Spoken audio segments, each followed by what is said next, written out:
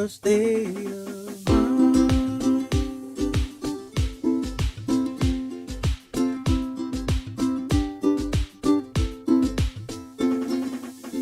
When you're with family, you feel the aloha.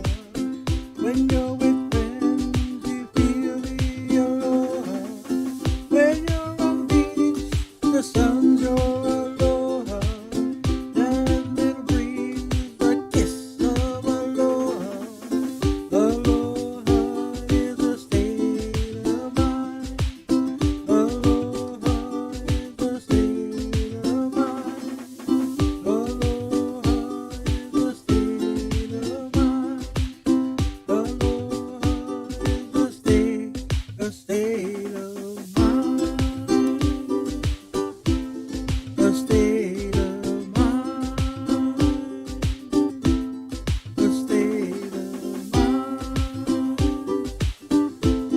A state of mind. Aloha! State of Mind Podcast.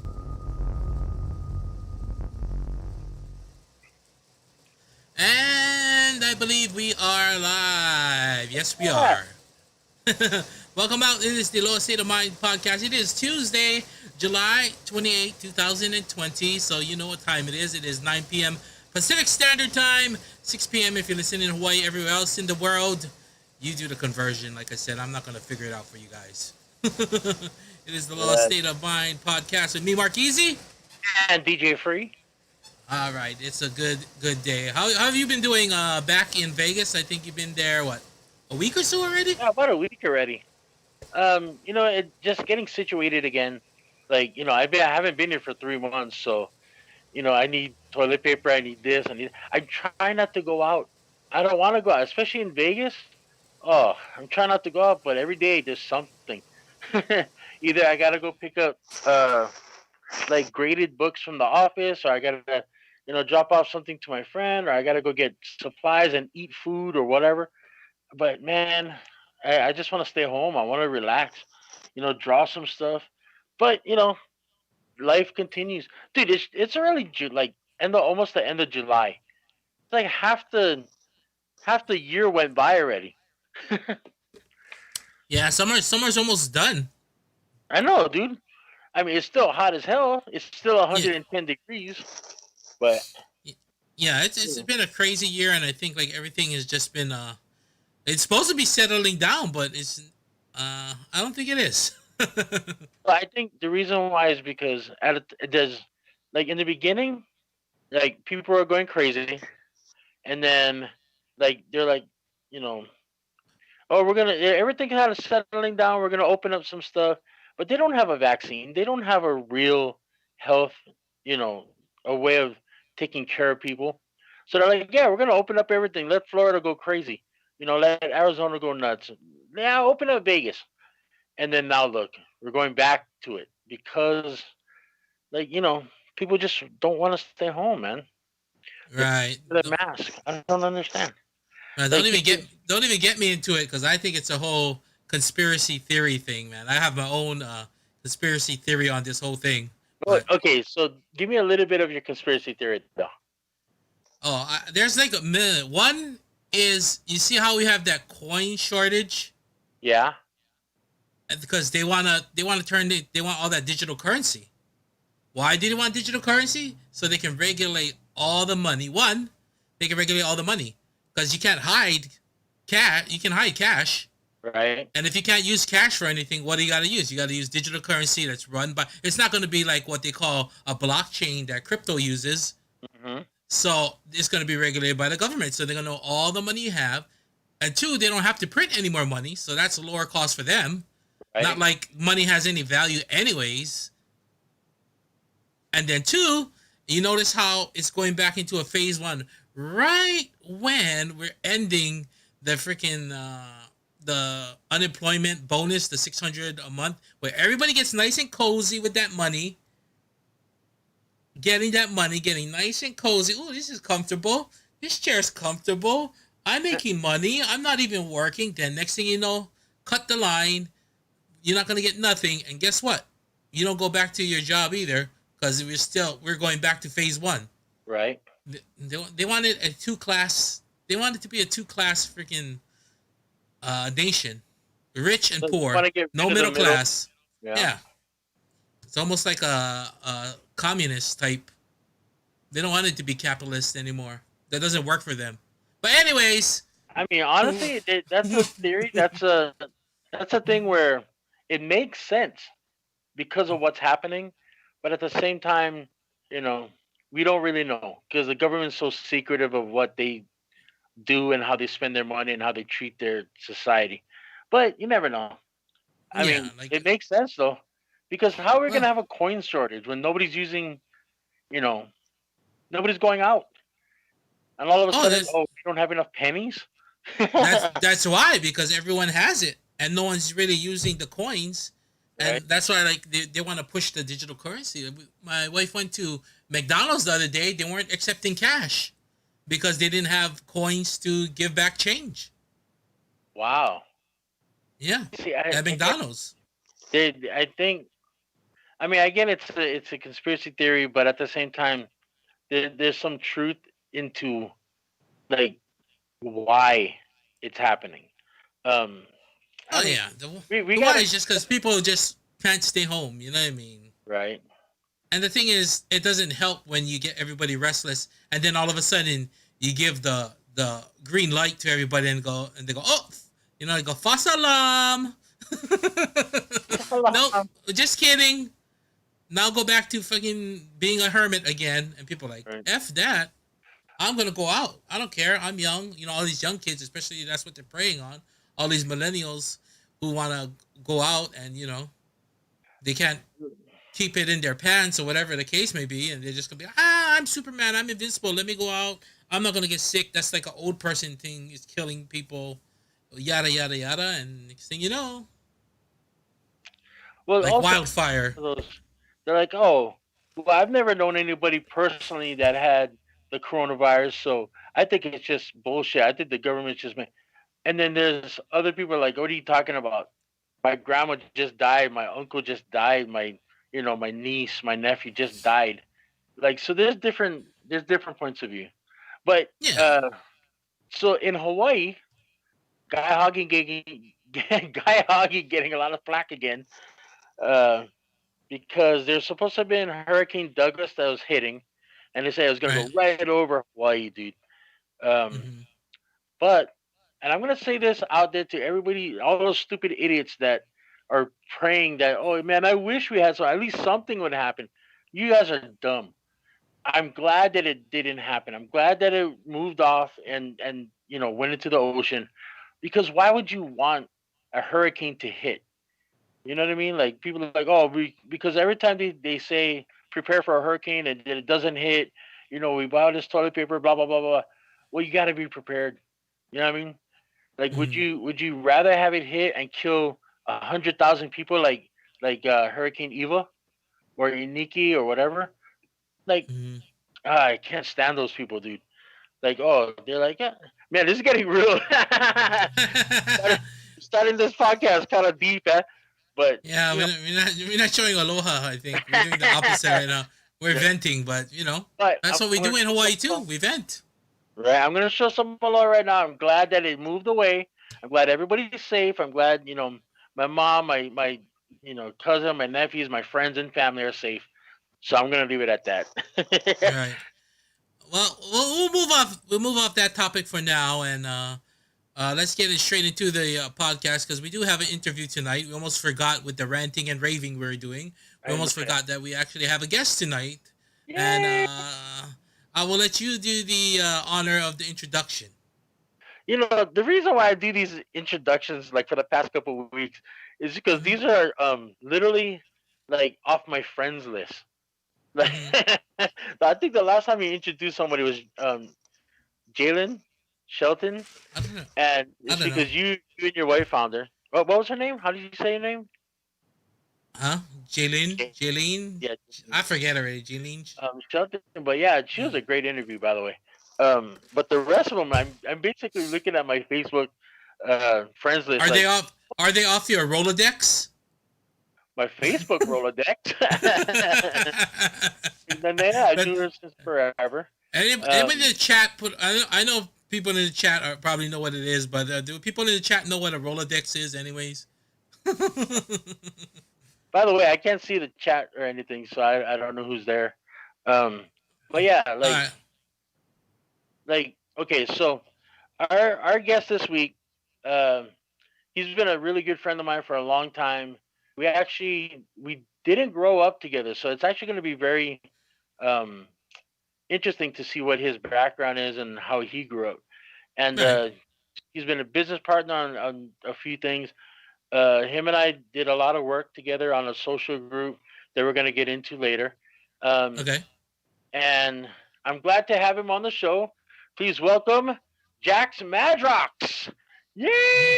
Hey. There you go. Hey. Did he unmute himself? I can hear you guys. Oh, see. Oh yeah, okay. Wow. You sound really clear, even though you're like 3,000 miles away. It's because I got a And nice Free is voice. and Free is like 600 miles away, and he sounds like he's talking out of a tin can. I don't know why. And he got a new phone. I don't understand it. It's because I have no idea, man. I literally just got this phone about 20 minutes ago, and I think I don't have the settings correct yet. It's because I'm younger All and right. sexier. That too. That is definitely true. So anyway, Jax, I don't. Okay, so honestly, I don't know what to call you because you had Jax a Heart, you had Jax Madrox. Jax is all these- fine. Yeah, but there's I gotta I gotta fill that spot on the flyer. So yeah, how you been, man? Doing good. Surviving, working, coming home, working some more, repeat, working out, watching what I eat. Right on.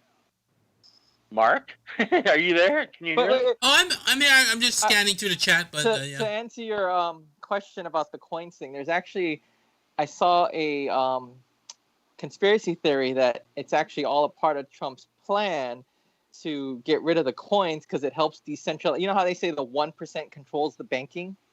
It Right. helps get that banking away from just that 1%. So I saw a conspiracy theory about that.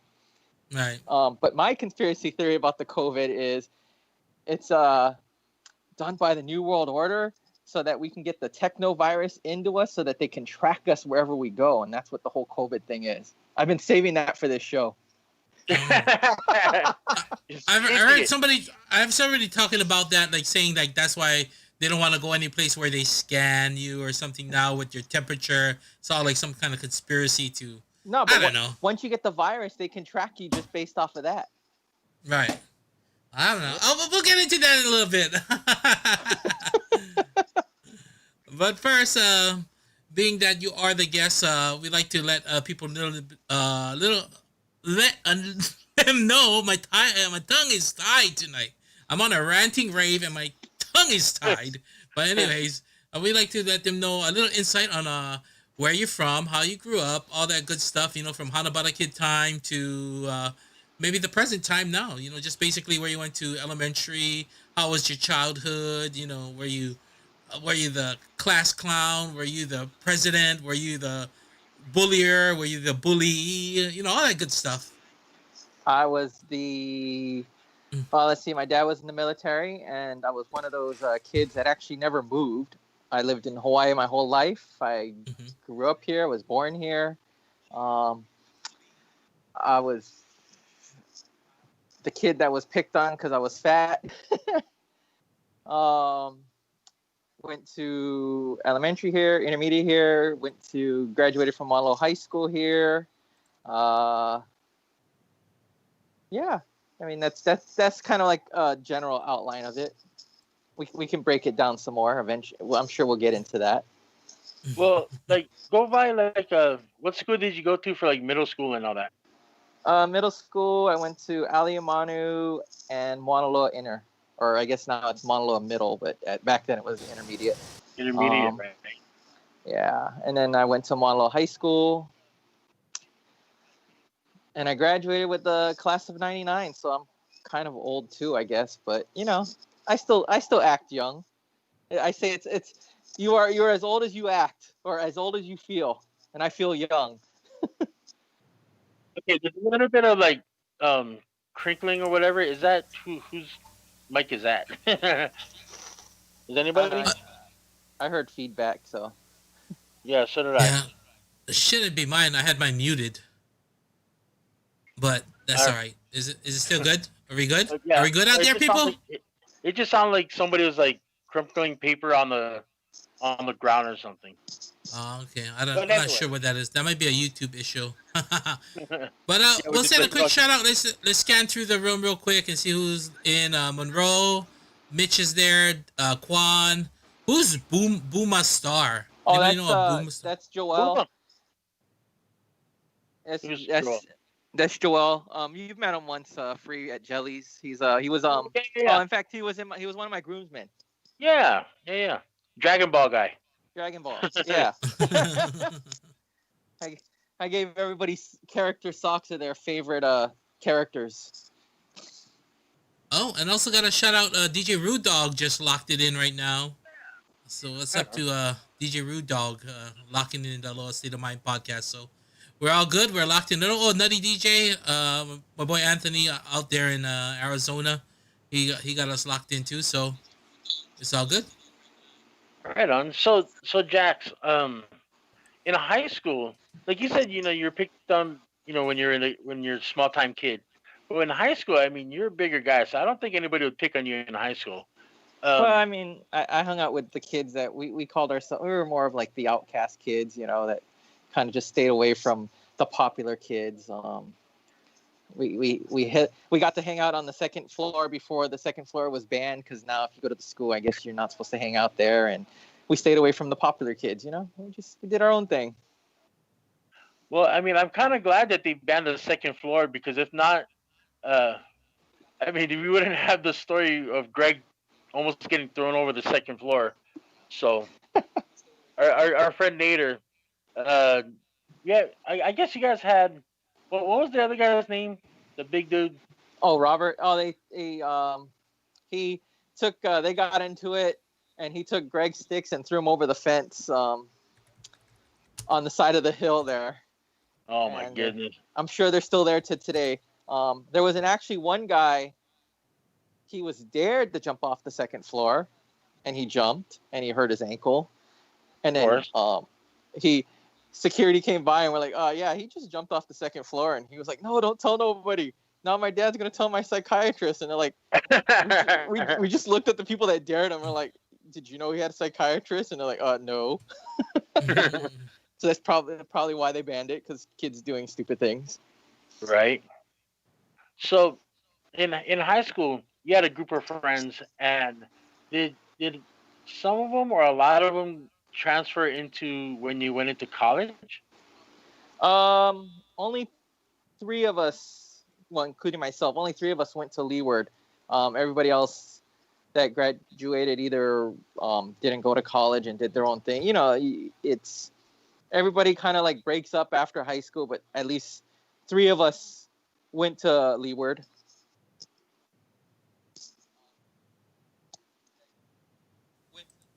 Sorry, I'm hearing myself talk now.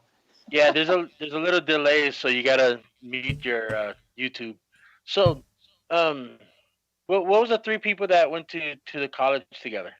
It was me, Greg, and Robert. So Greg and Robert, they got into their basically they had their hissy fit. They became friends. They had a hissy fit. They became friends, and after that we went to college, and we were together until he did his own thing and left college, and then we met new people in college, and you know how it goes. Yeah. Hey, do me a favor though. Turn down your YouTube so that we don't have to hear everything twice. My YouTube is down. Oh, is it? Yeah, I don't know hearing whose it. is. I'm hearing it in my ear. Okay, yeah, me too. Anyway, again YouTube delays and everything. Tell me about your experiences in college and what transformed from there. And now I'm trying to lead you into new extremes. So, kind of talk about how you built up into that, and how you Well, got some of the members from college. New Extreme actually started when we were in high school. Um, Hmm. and like I said, it was for us. It kind of started off. We were kid. We were typically that's when wrestling. Well, we watched wrestling as kids, but that was around a time that when wrestling was becoming big, um, in general in pop culture with the DX and New World Order. So the N from New World Order and the X from Degeneration X is how the name of New Extreme was created with the N and the X. I had no idea. that is how. And one of the other things that me and Greg used to do is they used to have these things called internet wrestling. So you would actually create a character, and then you would role play as the character where you would type out the story. So you would set up the scene and you'd basically create your own story. You create your own interview. The more you did it, the better you did it, the better odds you are when you had a match against somebody, the better chances of you wrestling or in the match of you winning in the simulator. And so basically that's how it started off was, we were a group of kids that were outcasts that enjoyed wrestling, and that was our wrestling stable faction group name. So see, I never knew. I've known you for how long? I've been in New Extreme for how long? I never knew that the N was New World Order and the X was from DX. Yeah. I never knew that, dude. Oh And my then, god. yeah, so from when we got out of high school and went into college, that's when New Extreme went on the whole kind of like, well, it's not just about wrestling, it's about, everything. It's more of a social group where if you like cars, we'll be about cars. If you like music, we'll be about music. If you like, wrestling, wrestling is still part of the foundation of it, but that's kind of like went to the social group, and how we came up with mottos like you accept people for who they are, you learn from one another, and you basically teach the people around you to better yourselves, and to better yourselves and the people around you, kind of that type of motto. So we always grow. It's so weird, man. Like, I don't know what's going on, but I keep hearing you like double timing. Okay, so is this when you started recruiting? Because there was just three of you at the time in Leeward Community College, LCC. Were you starting to think about expanding the group and doing all that kind of stuff?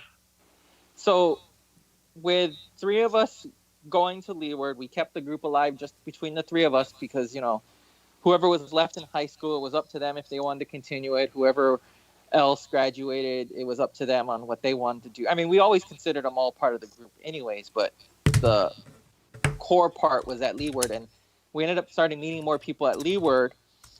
And there was this one other group, or I had some people in I had one person in my class, and Greg had like Quan in his, Greg and Robert had Quan in their drama class.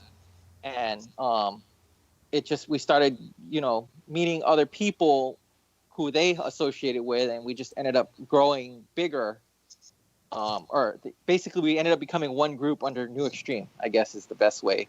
We absorbed everybody into one. So does that mean like Quan and Leilani? Who else was from LCC there or that area that you kind of recruited into New Extreme? So Quan came in, Leilani, in fact, John Swat, he came later on, but he was somebody that Quan met at a party, and he ended up coming to Leeward, and they remembered each other.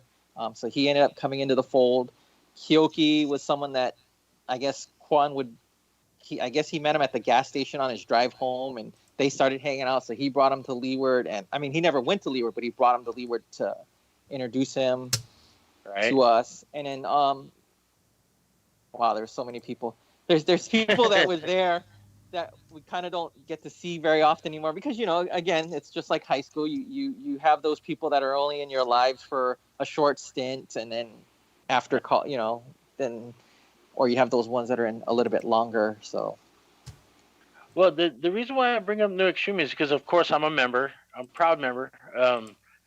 I brag about this, but I was like, the first year that I was officially a new Extreme member.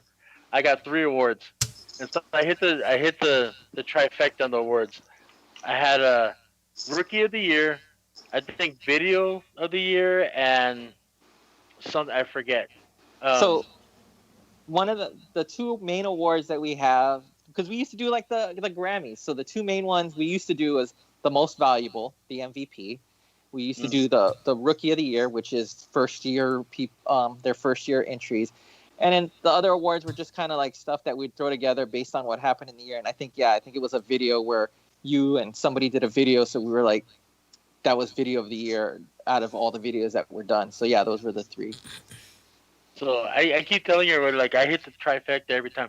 So And I think how that did was Well, and I think that was the last year we did the awards too. So technically, I guess you're still technically Rookie of the Year until we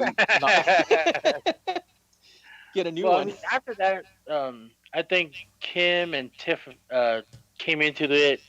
Um, Marcus came into it. I mean, there's been a lot of New Extreme people over the years. How many years have New Extreme been around? So we started on April 3rd, 1998. So 21, 22, something like that. I think we just made 22. So New Extreme's legal to drink. Yeah, New Extreme is legal to drink, which it's just funny because there's only like a few of us that actually drink. Yeah, Yeah, and I'm there's a not few one of us them. that don't drink. Yeah, right. I'm not one of them. I rarely drink. Hi, Mark. How you doing, man? Oh, I'm good. I'm just listening in, and I'm trying to just troubleshoot some stuff going on with the stream. Mark likes to be the fly on the wall. Yeah. Well, he says he's a fly on the wall, especially because a lot of the times during the interviews, I'm the one that knows them. Like, say Well, for Mark, example, Koseki. Like Mark doesn't know Elika, even though they know Maui together, but they don't know each other. So yeah, I get it. I mean, And also he's a technician, so technically, didn't you bring in Mark under the New Extreme Vegas banner? yes, and it was actually I brought him in to be in the New Extreme banner when we went to Verona in California. Verona Casino in hotel and casino in California, which is funny because he only lives like about less than an hour away from Verona itself. Well, now he does. Back then, he was still in Vegas. Oh yeah, back then, dude, just to get there, like there's a hazing just to get there because we were driving and there was snow, there was rain, a little bit of hail, like 50 miles, 60-mile-an-hour winds, anything fog, anything you could think of, weather-wise, just to get to California. It was ridiculous. On top of it, didn't you guys have a gig that you left right after and basically had to drive in the middle of the night? Yeah, we had I think Thursdays at Golden Nugget or something like that. And we did he did the gig. I think at the time we were working together, right, Mark? Yeah, we were working together, and actually had a gig in San Diego too that weekend of the thing. Yeah. We drove to downtown San Diego, if I believe my Which memory was serves me correctly. Yeah, no, I remember that. It was in a bank, and we had to go in like down below the bank. But it was actually really good that you had that gig because you got everybody in, and we had a big group.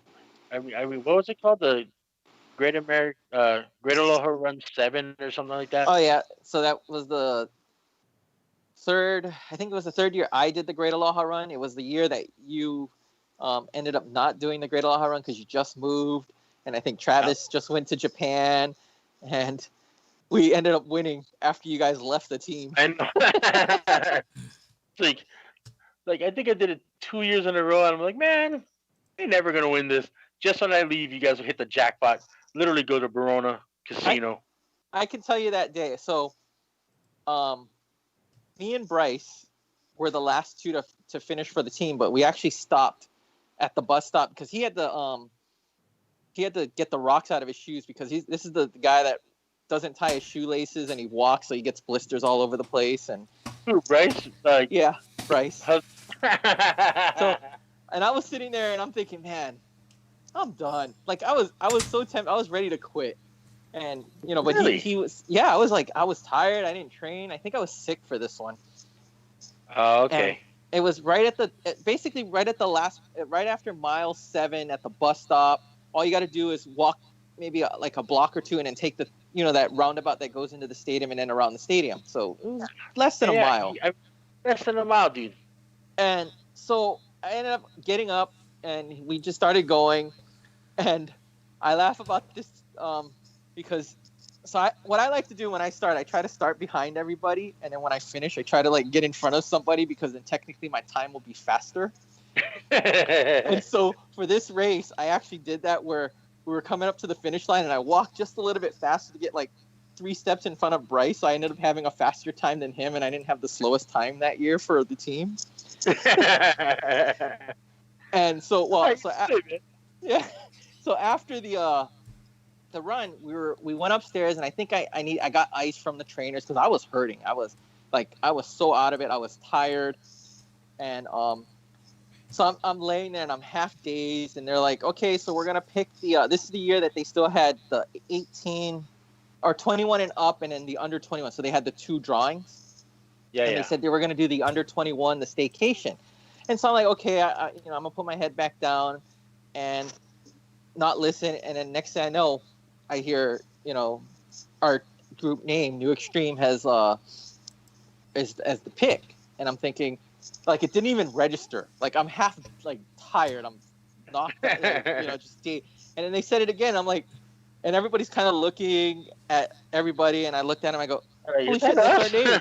That's us. And so we stood up and we started going down. And I'm like, wait, didn't they say for the station? I'm like, I don't care. They said our names. We're going to go claim a prize. And so we ended up going down there, and they actually corrected it, saying that we did win the Verona trip. And so that's just how I remember. It was like one of those things. Like after the race, it was just out of my mind. I didn't even care. I was just laying there, half knocked out, but we were just waiting for them to do the drawings. Right, not even expecting it. But it was funny because I remember you telling me that because you're the one that normally does the New Extreme like events and coordinate the events, going out to barbecues and doing this and going to see a movie, whatever, that it kind of helped you put together the because everybody in the 7 had to go at the same time to Verona. Yeah. And so you're like, my sister has to, take off work.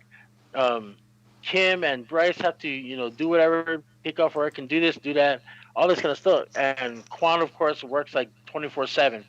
So I remember it was kind of a hard thing to put together, but you did it, man. And you had me and Mark come down. Yeah. Well, so that Lucky 17 was me, my mom, my sister, Kim, Bryce, Tiff, and Jess. Yeah, from Hilo. Hilo. So that was the team, and then we between the 7 of us, I think I listed like three or 4 days, like 4 weekends out, and we ended up all agreeing on like I think the last week of October, or no, the week before Halloween, I think. Yeah, something like that. And then we just told everybody else, well, we're going to Verona. We got 7 rooms. If you guys want to come, this is the weekend we're going. So for the people that didn't take part in the Lucky 7, and everybody decided to come down, and I told you guys about it, and I said, come down. We got 7 rooms, Right? You guys get 1 room. We can share. We can all share rooms. Dude, it was so funny because I remember when Mark and I went there. It was pretty much Mark. I think that was when we were at our heaviest. Because I look at the pictures, and I just look like a red mohawk, just a blimp. I was huge back then, man. Like I was pushing like 280. We should find some pictures and show it. I mean, they're on my my Facebook, but yeah, dude, it was like, oh my god. Like Mark looked all right. Mark was blonde, right? Mark, were you blonde? I don't know about the trip. I don't know if that trip. I'm not sure. I know I had my phases back then, but right. I think I don't know what that trip you had your blonde from when we went to Seattle. Yeah, I know Seattle. I was. I don't know. Well, this is also the trip where me and Mark were in the sky thing. Oh, that okay. Mark, you've been out of this conversation for a minute now. Tell the people again what it is. No worries. I was just checking the the stream. I was having some technical difficulties with the stream dropping frames. But anyways, yeah. So we went to as a group. We went collectively over to the San Diego Zoo, and we're just walking around. Yeah, having a good day. And then all of a sudden we started walking up this hill, and I go, where does this lead to? And I guess it led up a hill to a what they call a sky tram.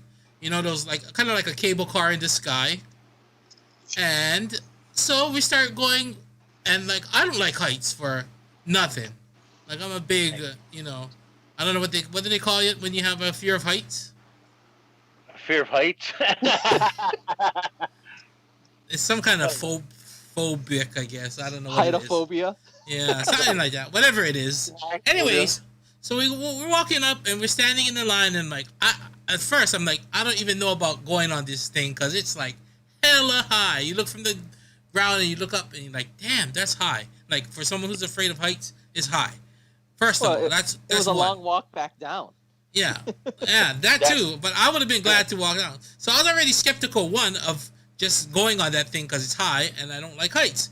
Then as we come closer to boarding, like everybody's pairing up. Everybody's pairing up, getting in. And I see this sign that says something about like the maximum capacity weight for each one is like 750 pounds or something like that. And at this point, 700.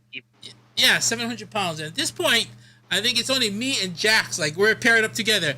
And in my mind, mentally, I'm thinking, wait, I'm like what, almost like 300 pounds, and Jax is bigger than me. So I go, that's six. It is 650. It's six. It's close to 700. Why the hell are we riding? Like there are people half our size. Why are we riding this thing together? Like, do we really want to freaking push the limit of this freaking cable? And like all kinds of stuff were going through my head, and I was just like, what the heck is going on here? And I was like, next thing you know, they're like, okay, you guys are up. And next thing you know, we're up in the freaking cart together. freaking 500. I don't know how high is that thing? A couple hundred feet in the sky. We were the last two. Yeah. How big were you back then, Jax? I was in. Let's see. It was 2000. What year was that? 2009. I was probably about 350-ish. I just remember that I was making sure everybody else got on. And I know we were the last two.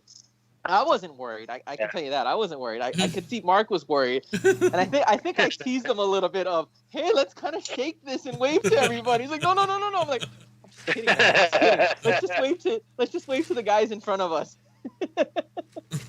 Yeah, I was just kind of like the height stuff alone was already with me, and then the weight thing came into play, and then you're already having a kind of phobia, and then you start getting anxiety about it, and next thing you know, like freaking all the scenarios are running through my head, like this is not going to end well. This is not going to end well, and all the scenarios are playing through your head. I think I just told you to stay in the middle and like hold on and just don't look over the edge. And I was like, don't worry, we'll be fine. Yeah, you know what? For the most part, you were fine. You kept it under cool. You just sat there. Yeah, it was alright. Once I got in, I looked down a few times. It was cool, but just the anxiety, the anticipation of getting on and being like, what the hell? Why? Like, and they didn't even question. Like, the people work there and they're like, 700-pound capacity. They should be questioning us. Like, how much do you weigh? I wouldn't care because I would sue them, but I can't sue them if I drop 300 feet to my death. So I'm like, you should be questioning it. Like, how much do you weigh? Like, you guys are no. You guys switch up with somebody, or go by one. You ride in one, and you ride in one. This is not happening like that. But dude, they go. Here you guys go. High school, they don't care. Yeah, these kids in high school, they're like, I think they jump would have right in, questioned guys. if we had some 50-pound kid jump in with us. They didn't care about us, and it was just but it wasn't so bad once we got in, and then I was like, okay, that's cool. But just the anxiety up to it, and you know what I mean. Yeah, I'm afraid of heights too. And the thing is, if you've ever so the people out there, if you've ever gone to San Diego Zoo, they have this, the skyline, the gondola thing, and it's open air. So it's not like you have that security of being inside a box. It doesn't have that cuddly feeling. It's open air. You can lean off the edge, 300 feet in the air. Dude, it's freaking ridiculous. And and Tiffany, myself, and I think Jax's mom was in one, Yeah. See? and they're looking around, they're doing their thing. I look back, and I'm like, there's Jax and Mark. I I think Yeah. every time the you know how the hook is on the cable and then you hit that point where the cable is being held up. I think every time the cable or the hook went over the part that was holding it up, Mark kind of like jumped a little bit. Yeah. Hey, Yeah. when it comes to, and all of a sudden it goes doo doo, and that little doo doo. Yeah. Oh my god! Yeah. Yeah. It wasn't. In retrospect, it wasn't that bad, but at the time, I thought I was gonna die. I can understand. Have you ever gone on there again though? No. You're in San Diego. You've been to the zoo a few times. So Yeah, I've have been you to the on- zoo, but I don't think I've been. No, I don't think we rode it. I think we should go back and do it on our 20th year since the last time we did it. Sounds Yeah. good. You're losing weight, and Mark is losing weight. I'm losing weight. We're good. So All three of us can be on one. That's I the don't know about goal. that. That's the goal. All three. As long That's as the we're goal, all right? three. If we're all about 225, that would be 675. See, we should make it. We should be able to get there. Don't They be won't bringing a question little us. dog or nothing. Oh my god! So yeah, we brought Mark into the New Extreme on that weekend, and of course, you've been doing a lot of stuff with New Extreme over the years. Uh, what else have you been working on other than New Extreme? Well, more recently, just the last couple years, my motto now is to be epic, you got to do epic. And that's more of, just getting a healthier lifestyle. And I post on my Instagram of my story of trying to lose weight, and I use it more of accountability page. And I know last week in chat, I was saying it's accountable. So I used to post my food up, and if I post something bad, people are supposed to call me out on it. And I started, just testing the theory. How they have those guys that you have your rider and you put, I want all red gummy bears or something. So, I post something bad. Nobody calls me out on it. Well, because we want to get, dude. When you post like, "Oh, I have my meat June plate," we're like, "Yeah." I had my 2 cake bombs from Pipeline Bakery. Okay, so I noticed that when you post to the cake bombs, they have it's a little bit bigger or whatever. They have the new thing. I'm thinking ice to myself, cream bomb. yeah, ice cream bombs. Okay, now for the people out there that don't know, Jax is actually doing a really strict regimen of exercise and diet. Jax, how much weight did you lose so far? So far, I weighed in yesterday because I met with the dietitian yesterday. I am, we'll say, roughly about 78 pounds. Okay, now that's close to 80 pounds. Dude, congratulations, by the way. And tomorrow so makes 5 months. See, so within 5 months, well, holy shit. Within 5 months, he lost almost 80 pounds. Oh my god. But again, strict regimen of what you're doing. In fact, you have to readjust a lot of your workout schedule just to be on this show. Yep. So 80 pounds. So when we can see that, though, you can see that in your chin, your face, everything. When you post a cake bomb, ice cream cake bomb, we're like, dude, he deserves it. Not all the time, not once a week, not 2 times a day, but if you do once every 5 months, then you deserve it. I mean, that's why we're not calling out on you, dude. No. Well, I mean, I'm talking about in general. It's the call out. If I'm not doing my workout, well, that's originally why I started the page. But I started the page 2 years, 2 years ago or a year ago. I can't remember exactly how long I started. And then I fell off the diet for a couple months. And it was just hard to, get back on. It's one of those things where you have the motivation, you have the willpower, but it's just one of those things where sometimes it's hard to get back on.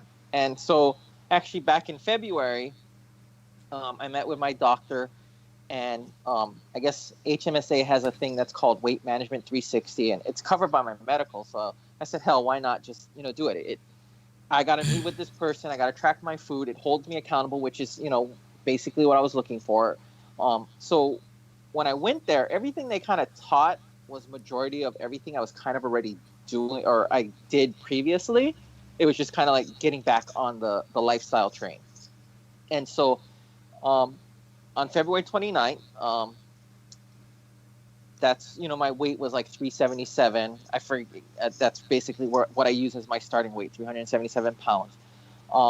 And so in fact the last 2 days, in fact this morning, I weighed 299, so I'm actually under 300 pounds. So now this is where Congratulations, man.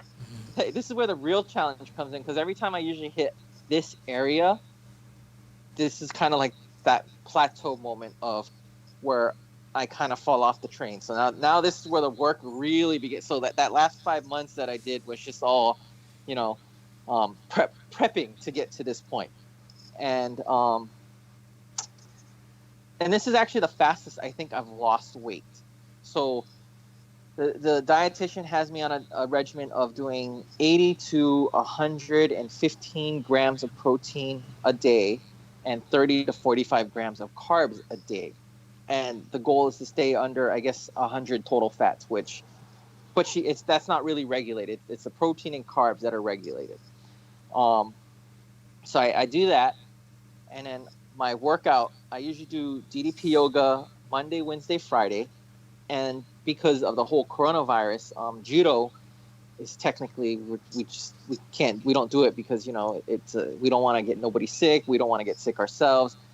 So I had to find something else to do on Tuesday and Thursday. And I figured, you know what? I'll start training for the Great Aloha Run now. Usually I would be doing my biking because the last 2 years I did the Century Ride where I did the 25-mile bike ride. But I figured this year I'm not going to do it. And I figured I'll just start training for this Great Aloha Run because it's last year my foot was swollen. So the plantar muscle was swollen. And in fact, that's probably why that's why I fell off my whole diet regimen. It was I couldn't train. It was one of those things where my foot just hurt every time I trained. It was very disheartening. So now that my foot feels better, so now on Tuesday, Thursdays, and Sundays, I actually do interval jogging, where I go. So I'm up to doing 2.5 minutes of jogging and 1 minute of walking. And I go for about 25 minutes, and my total walk is like 37 minutes or jog. So that's where I'm at now, getting 6 days a week of workout and then following the diet. And I do believe in the reward system, as in every so often you do reward yourself. So on last week, Saturday, I did my first virtual 5K with Nerd Fitness. If you want to check them out, it's nerdfitness.com. It's that book I gave you. And so I did my first virtual 5K, and basically as a reward, plus Sunday was National Ice Cream Day. I'm not going to pass up ice cream. And so, I ended up doing the 5K, and my reward was the ice cream cake bomb, which I think they released that day or at least that week. Yeah, it looks amazing, dude. Yeah, it was shiso. I don't usually get the strawberry, but it tasted pretty good. It was, I think, shiso strawberry cake bomb and the strawberry ice cream basically put together. Yeah, so. Cool. Well, hopefully later on, because I know Mark wanted to get into it. Maybe you can send him what your regimen is, and he can send it to me, and I can be like, yeah. Well, my philosophy is what may work for me may not work for you. So it's one of those things where you kind of got to find what works for you. The best thing to do, I would say, is if you want to, every night before going to bed, go out for a 5-minute walk. Start off small, and then when 5 minutes becomes easy, do 10 minutes. Look. You got to find things that you enjoy, but you can start off as something as simple as that. Every night before bed, do a 5-minute walk. You can, if you go out to eat, you can take your food, split it in half, and that's something you already kind of do free, where you take your food and you just eat only half of it, save the other half for later. Um, it's the small things like that, and eat slower.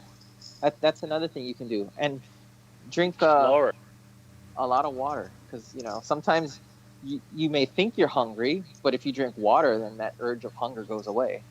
Mm. Yeah, so eat slower, because it takes longer for your stomach to tell your brain that you're full. So if you eat too fast, your stomach wouldn't have told your brain you're full yet, because you're still eating too fast. Like you're just scarfing it down, inhaling it. You know, a pound of French fries later, and you're like, oh, I feel like crap. But you were full like literally like 10 minutes ago, but you just kept eating Yeah, because you eat too but fast. So, and yeah, um, so like, yeah, my diet will work for me. Like Quan does intermittent fasting. If it works for him, and that intermittent fasting. I mean, back in college, I used to not eat after 10 o'clock. So, 4 hours before, or after yeah, 6 o'clock. Sorry, 4 hours before going to bed. Um, and at that time, it worked. So you just got to find what works for you. You don't want to make it a chore. You want to keep it as simple as possible. right.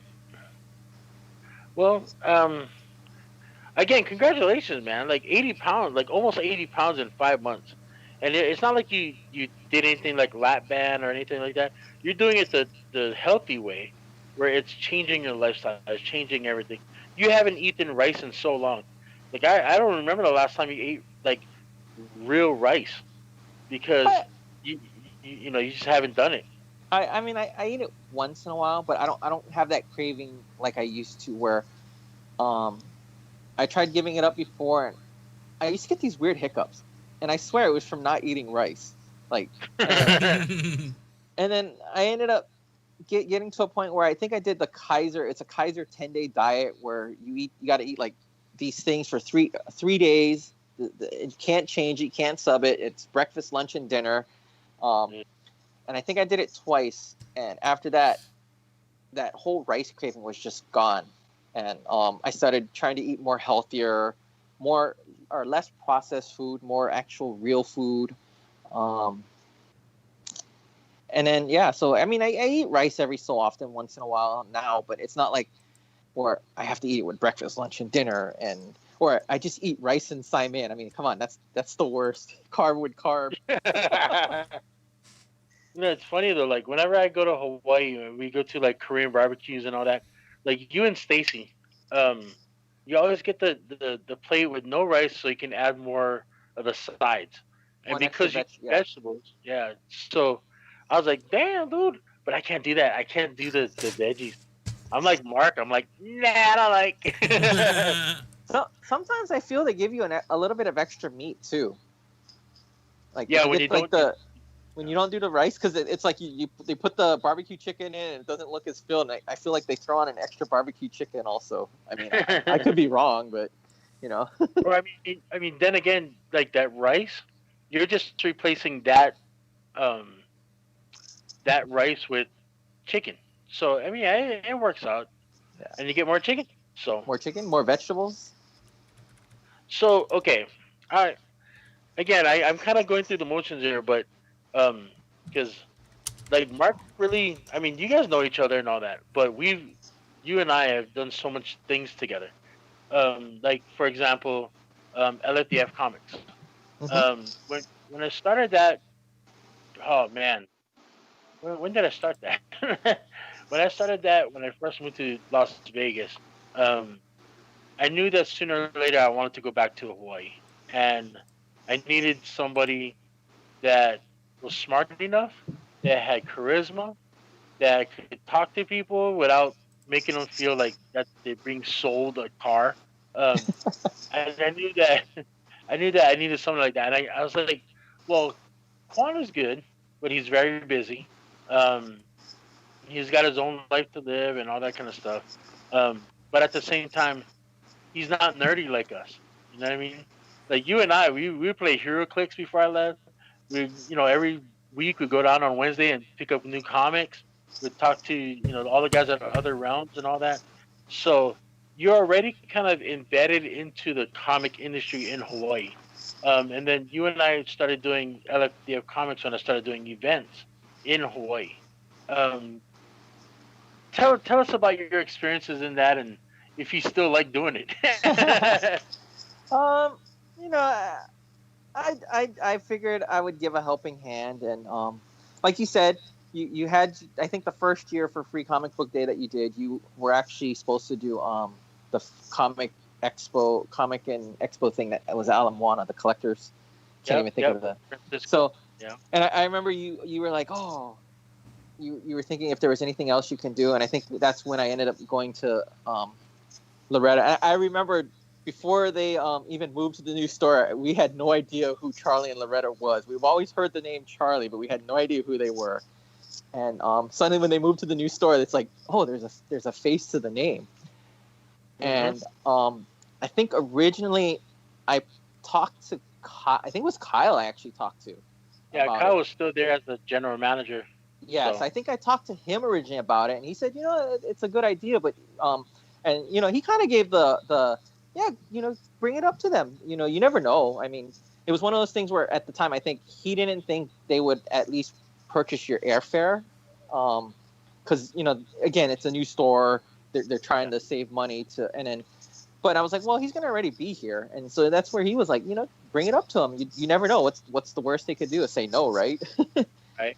And so we presented it to them, and I think it was basically a new idea, but I think previous years you've done it in Vegas, right? Yes, But I did Free Comic Book Days, free sketches for like 2 years in Vegas. So for them, it was a new idea, it was a new concept, but I think they were willing to try it, and they said, yeah, since you're going to be here, they set up a space. I decided, I wanted to help you out because, again, it's one of those things where I had nothing better to do that day. And so we did it, and then we did the comic expo, and it was an interesting experience. And we had Zach, I think, that year. Dax Feeden. Dax Feed. And I just presented it as, I talked to people, I see what they were doing, and when they asked me what you were doing, I said you were doing free sketches, and I just told them what you had, and and I think we had your in fact, I think that year I think I did more photography stuff. I don't even think I did the selling. I think we had your JD. Yeah, I had my nephew. Your JD was doing the selling, because that was the one where the one print got sold by accident when the other guy bought it, and oh man. Yeah, we had troubles on that one. And I think the next year is when I actually started helping with the sales, and again, I never presented it as selling to people. People come up to the table, they look at your stuff, and then I would just ask what they got and what they looking for, and I'd see something they had, and I said, well, he's got this Wonder Woman here, just letting you know. I'm not trying to sell it to you, I'm just letting you know he has it. Well, I know that the first Free Comic Book Day at Other Realms, they were kind of hesitant because they've never had an artist. They really didn't know. They didn't know me. It was Derek and Kyle and all those guys. They knew me, through HeroClix and all that, but they didn't know that I drew, because I never drew anything. In Hawaii, like I just go there, play my HeroClix, and leave. And so they didn't know, and then they're like, I guess we can have him. Like Kyle's like, we don't know who he is. He doesn't work for Marvel or nothing. At the time, I didn't. And so they didn't expect the volume. Yeah. They didn't expect that line either. No, yeah, the volume of people. Yeah. That came in the first time we did it. They had no idea that they were gonna have like 400 people in there, like a 4-hour, 5-6 hour line, and so we kind of proved ourselves on that the first outing. Yeah,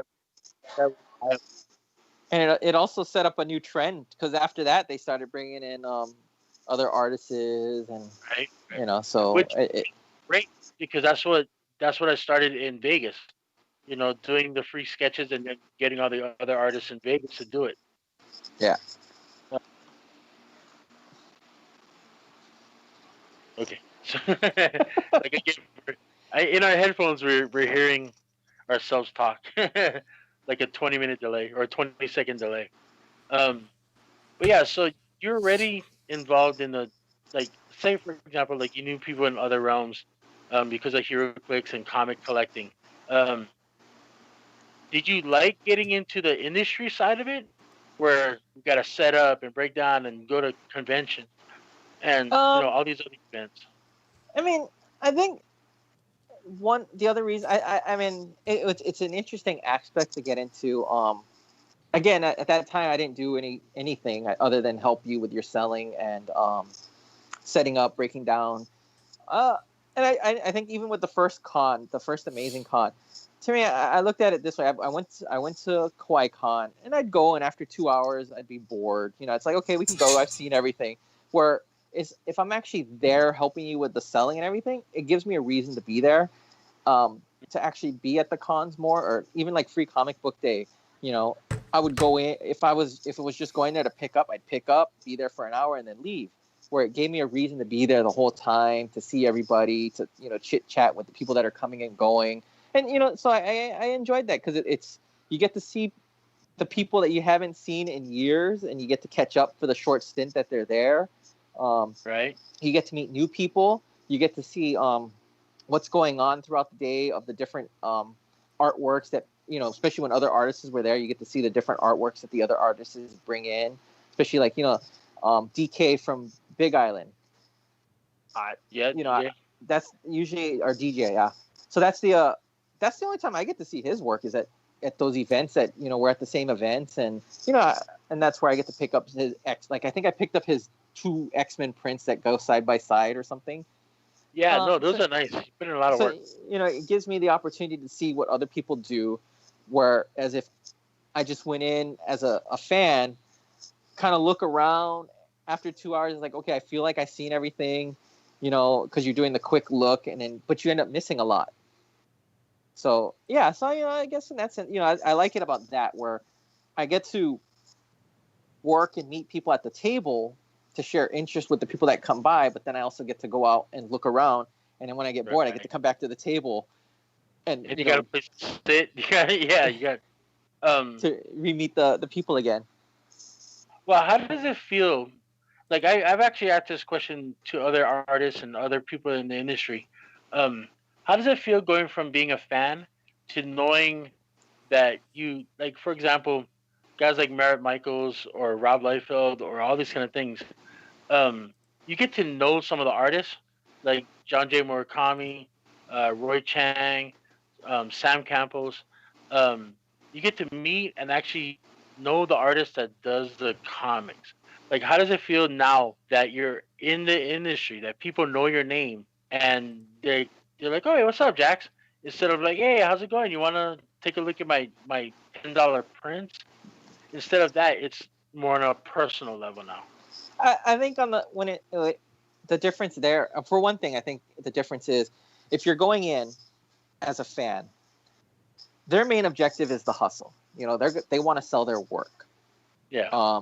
Now, if you're in the industry, you're not looked at as a person that they're going to try to hustle to try to put their work out. They're going to talk to you like a regular person, and I'm not saying it's a bad thing. The hustle is real. I mean, everybody's got to eat, right? Right. But when you get to know them on a personal level, you get to know truly who they are, and you get to really. I think that's where you get to really see their passion in their work, on what they love about it. And that's like one advantage that you do have is, granted, like your mom says, you value out too much, so the lines end up growing longer because you talk to the person for 10 minutes when you should be doing a sketch in like 3 minutes. But it gives that personal level of you getting to know them and they getting to know you. And by you doing by you doing the free sketches, you don't have that hustle with them, because that's where I'm there, or Stacy's there, or whoever else we have helping us is there. We're the ones doing the hustle, trying to make those sales. Again, my approach isn't about the hustle and trying to sell. My approach is, if you like what we have, then get it. But if you don't like it, then maybe next time we'll have something you like. You'll get your free sketch. Right. Yeah. I'm not like you said. I'm not gonna be like a car salesman and try to push something on you that you don't like. I mean, if you like it, you like it. We'll be here all day. If not, if you change your mind, we'll be over here at the next event tomorrow, or we'll be back tomorrow. If you like, I let you go and sit and simmer on your decision. Well, that's another good thing about having like a 2-3 day event where, like, for example, for you, like me, I sit at the table and I do my thing.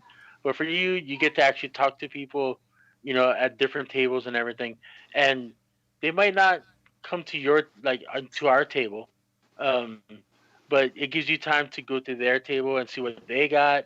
Like some of the cosplayers we know.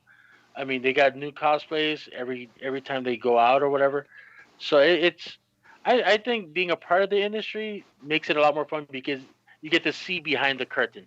Yeah. You get to, like you said, you get to know the artists, and their families, instead of, oh yeah, you want to buy my new Wolverine. It's not that. Hey, what's up, man? How you doing? The other We're thing gonna is, get after this.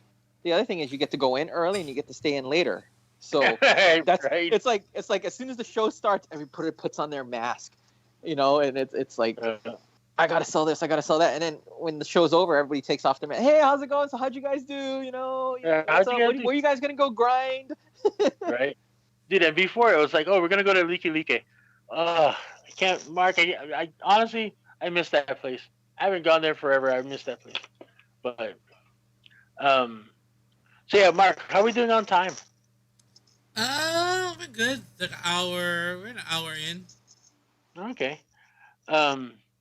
So we touched on New Extreme, and basically you grew up in the New Extreme. And we did so many different things in New Extreme. We did videos like Stainless, The Last Scion, like the roast of Nader, all kinds of stuff. The roaster free. Yeah, the roast of free. Pinky Maroons and all kinds of stuff. I know. I thought Javier was gonna make a guest appearance, but I'm not sure. Do you still have him? Is he around somewhere? He's somewhere around. Oh my god. I think I can find him. Nah, let's not. Okay, but what I want to do is talk about a little bit of what you're doing now. I know that you had that strict regimen and you're losing, dude. You lost like 80 pounds in 5 months, dude. That is ridiculous. That is awesome. I just gotta go 100 more, and we can go skydiving. Yeah, and I gotta gain weight so I don't have to. But you recently just got married? Yeah, 5 months ago. That's basically when I started the diet. Right after. So tell me about that. How stressful was that? Oh my God! Throw that thing away. We're talking about a serious thing here, man. We're talking about your wedding, your beautiful wife. Well, look at Mark's face. I know, dude. He puts that on just to like get me laughing. Let's just say one wedding's enough. And I think the most stressful part was just trying to figure out how to pay for everything. But the planning, putting it together, figuring things out, we had, I think, 8 months, to figure it all out from the day that I proposed to the day we got married. Now, everybody asked me why that date? How could I do that to her? Keep in mind, it was on a Saturday. It was a convenient day. If it was any other day of the week, if it wasn't on a Saturday, we wouldn't have ever chose that day. We also figured it was something unique, and it's not a hard day to forget. Now, for the people that don't know, it's also my mom's birthday, but he got married on February 29th. That date comes every 4 years. So it's a very unique date. I'm glad it ended up on a Saturday and not like a Tuesday. Well, again, if it was on a Tuesday, it would have never been on that date. Yeah. But we also looked at it this way, where the non-leap years, we'll just have a small dinner, and during the leap year, it gives us 4 years to save up, and we'll go on a trip. There you go. I mean, see, this is what I'm talking about. Like, there's a reason why you're the COO of LFDF Comics in Hawaii. It's because you think like 4 years ahead. Wow. General yeah. ideas. General ideas. Well, yeah. So I remember being at the wedding, and there's a lot of, I mean, there's a lot of brotherhood there. A lot of times in Hawaii, especially the New Extreme crew, we don't get together that often. And the reason why is because, just like, I hate to say it, but we all got older. We're not 21 years old. We only got one job and no kids. We have like 4 kids. Or how many does um, Kim have now? Three, right? Well, are we counting her husband? Because if we do, that's 4, right? So yeah, so that's 4 kids, right? And then Tiff is always working. I mean, literally always working. Um, you have your job. Stacy has her job. Quan has his job. Well, for me too. Every time I go into the regiment of losing weight, working out, staying focused. Well, one is I try to stay focused, so I gotta keep to my schedule of working out. So it makes it harder for me to go out. Yeah. 2, I'm on a strict diet regimen, so kind of get together to eat doesn't help my strict diet regimen. Right? They're like, oh yeah, we're gonna go have sushi with a lot of rice. Yeah, Like, and I mean, maybe when I was younger, I would go and just drink water and hang out and chill. But now it's like, why am I gonna torture myself and put myself in a situation where I could be tempted? But a lot of times, like, especially Quan goes to those sushi places where it's like all you can eat, so you have to pay $25 to even just sit down. And so it's like, oh man, like what? And then they charge you if you don't eat all the rice. It's like, son of a, I get it. And currently, I mean, so you said you want to know things. So like currently with my diet thing, I mean, this is basically what every day I end up writing down everything I eat: breakfast, lunch, dinner. And then I calculate it. I add in my protein. I add in my carbs. I don't even know what my count. Yeah. So everything is accounted for. And so when you go to a restaurant, it's a little harder to account for those. Right. Unless they have it saying, this is so many calories, this is so much protein, so much whatever. But not a lot of places do that. But yeah, so I remember being at the wedding, and you guys got the hotel and everything. It was really nice, and it had air conditioning. So I was Hawaii is even in hot. Oh my God. That was the ballroom and the hotel had to have AC. Those were 2 musts on the list. But so even the ballroom was really nice. I don't know what that is. Okay, so but yeah, the ballroom was nice. Wes and From Above Entertainment was really good. Speaking of West, he's in the chat. Oh, is he?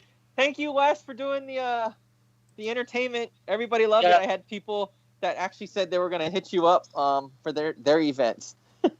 But Corona happened, and so we got to get through this. But they're going to hit you up later.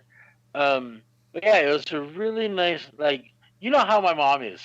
I hate that. She was impressed at the wedding. She's like, Stacy looks amazing. Her dress looks amazing. The tone and setting of the wedding was amazing. The music and everything, and the MC and all that stuff. Did you see your mom's evil eye when we brought it up? It was her birthday, and she was like, no, and that was the plan. Before we had you come up, we were gonna sing her happy birthday, and she gave me the most evil eye. Like, you're not supposed to do that. Yeah, well, I mean, my mom is pretty humble when it comes to like recognition, but so thank you for doing that for me, because especially with the kids and everything over there. Anyway, it was a great ceremony, man. I had so much fun. And then I came back to Vegas.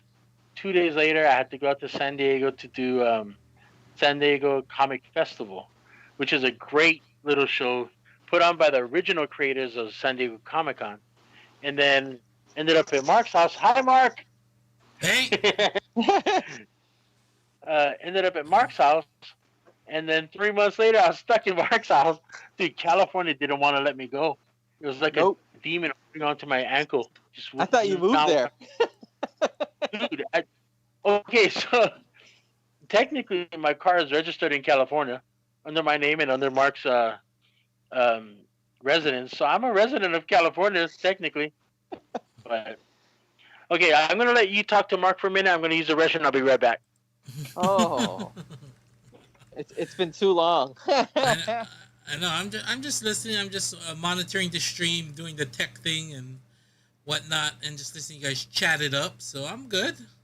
So are you gonna get back on doing your 75-day challenge? I think I'm gonna. I don't know if I'm gonna do 75 days. I might just try and stick to those rules and just try and keep it going. Like I wanna. I think on Monday I'm gonna try and start this coming Monday because I'm putting together a schedule, and I think that's what helps me the most is having a schedule. And even my wife is if I'm not regulated, then I won't be like not. I don't know anyone can hold you accountable, but accountable to myself. So I feel like if I have it set, what I'm gonna do, I knock it all out, and then I'm done. For the day. So Well, that's the advantage between you and your wife. If you guys are doing it together, you guys hold each other accountable. right, and we do. That's how we did the 75, and then we lost the weight with the 75-day challenge. But then once the COVID thing hit, it was over. I found it. Yeah, Found it all back. It So makes now it hard. yeah, because we couldn't go to the gym, and then you just in the house bored and bored in the house bored, and you say, okay, what have I got to eat here? And then you start digging through the fridge, and you go, I'm not even hungry, but I'm bored, so what else am I gonna do? Especially in the initial impact of it all, you're just like in the house, and you're like, what the hell am I gonna do? What the hell am I? Everyone's in here, and what I mean, you're just all tripping. So, but I think, Yeah. like I said, on Monday, I'm gonna start. Probably, I'm trying to put my schedule together now because I'm trying to do it early in the morning because I wake up early already to do all these my stocks. So what I'm gonna do is I'm gonna incorporate my stream and do a morning show early, like 7 a.m. my time, and get my stream done. Then by like 9:30 ish, I should be able to go do my either my walk. Well, there's no gym now, so I'll probably do like usually we do like a 45-minute walk. We have it like set around here, so that's usually about 2 miles, 2.5 miles or so. So, and get Well, that back going. So, keep it when you first start off. Keep it simple. Don't burn yourself out right away. Just keep it easy. Keep it simple.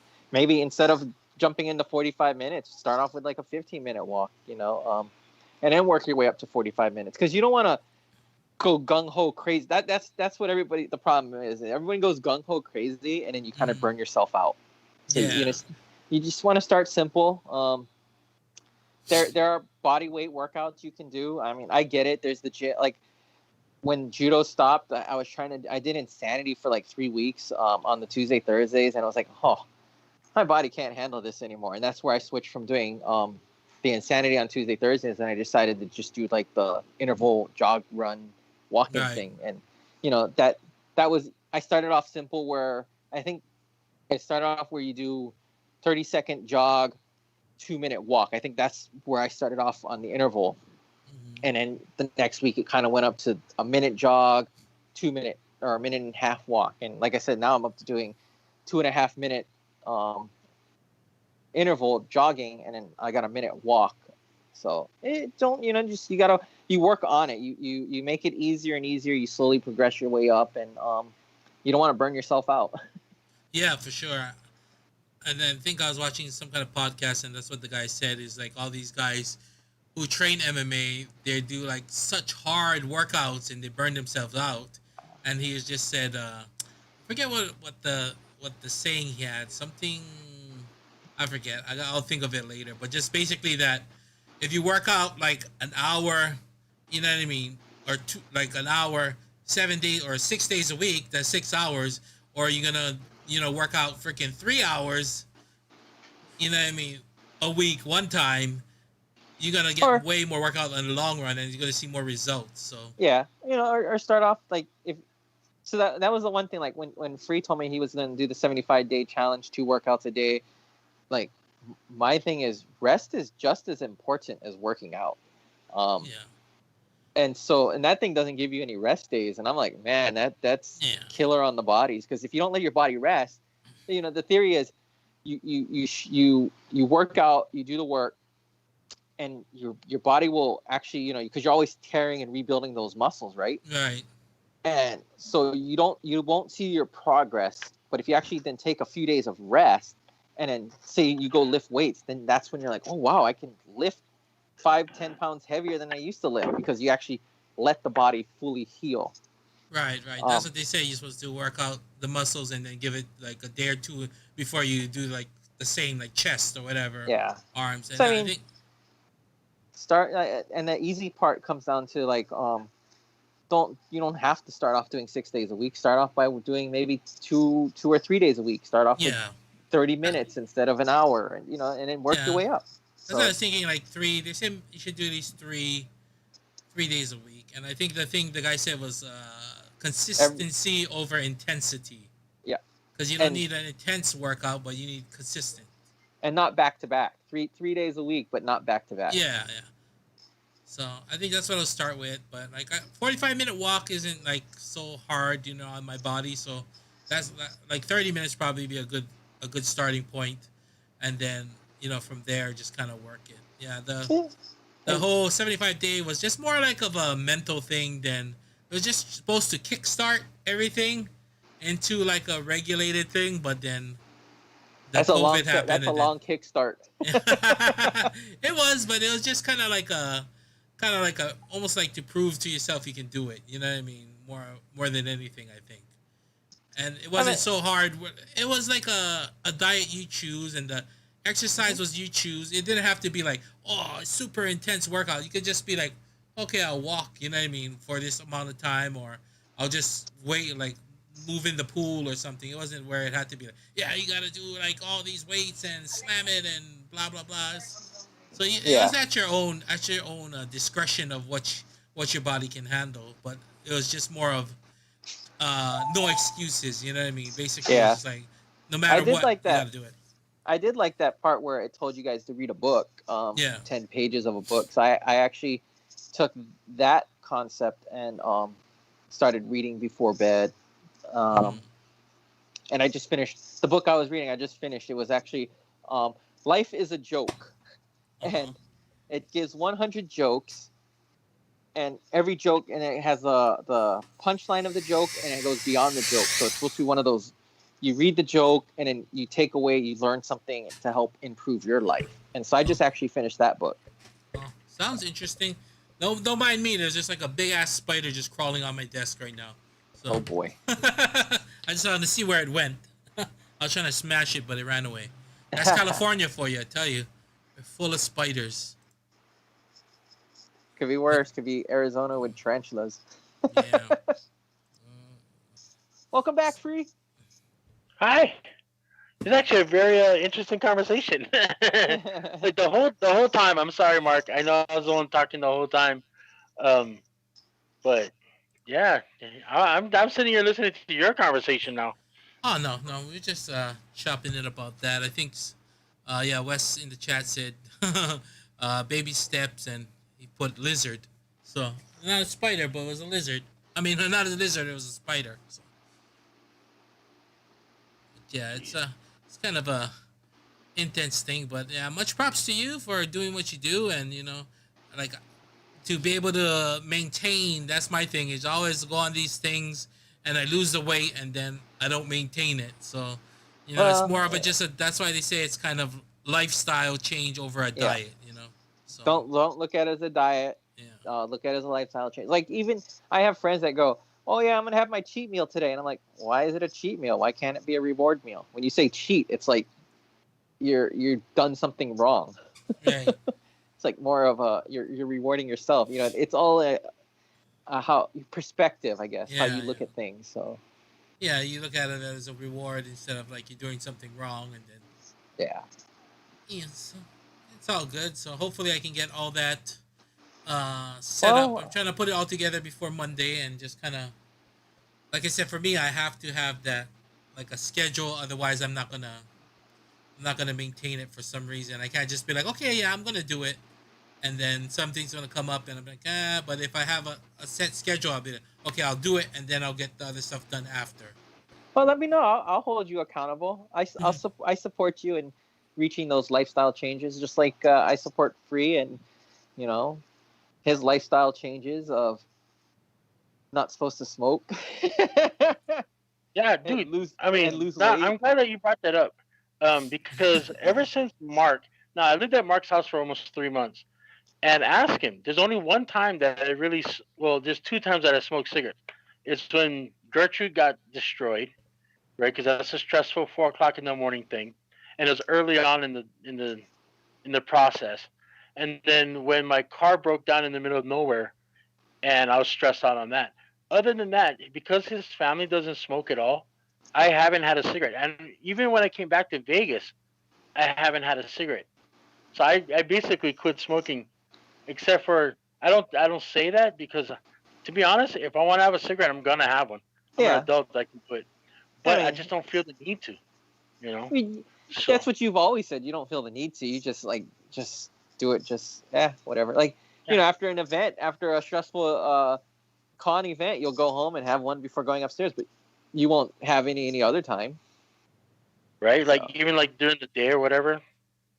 But yeah, I haven't smoked. I basically quit, but yay. You can control the urge. You don't have any urges. Like I don't have any urges to eat rice, but I still eat rice every once in a while. Right. Like it's So, weird. Mark and I started golfing, like going down to the golf range, and normally, I have a cigarette because you're relaxing, you're talking story outdoors, and normally I have like a couple of cigarettes while I'm there. I didn't have the urge to smoke at all. So, yeah. but anyway, yeah, hold them accountable because Mark's been talking about like getting back to the 75-day challenge, but in a different way. Instead of doing 75-day challenge, just changing everything. Modify And, it. Modify it so it works for you. Like 1,000-day challenge. No. Like okay, so I said I'm doing 2.5 minute interval jog and 1 minute walk, right?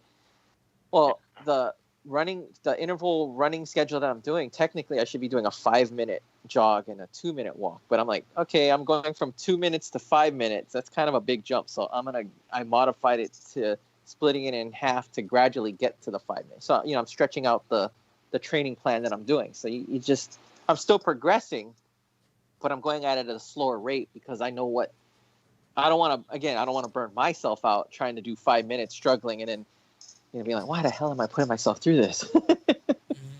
I do that anyways. This interview's been kind of like all over the place, just trying to get to know you better. But again, we have a couple of big guys that are still, that are listening to this podcast.